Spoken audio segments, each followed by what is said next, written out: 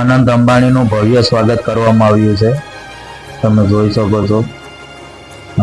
અને બ્રાહ્મણોની વિધિસર તેના મંત્ર ઉચ્ચાર કરવામાં આવ્યા છે અને સ્કૂલના બાળકોને પણ અનંત અંબાણી મળ્યા છે, તમે જોઈ શકો છો.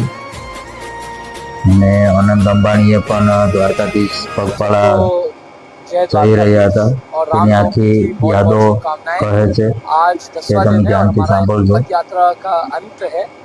आप सबको श्री द्वारकाधीश आशीर्वाद दे और मेरा दर्शन हो चुका है और पद यात्रा का समर्पण हो चुका है.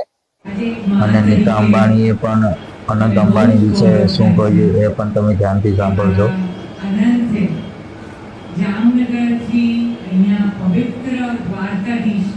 જય દ્વારકાધીશ.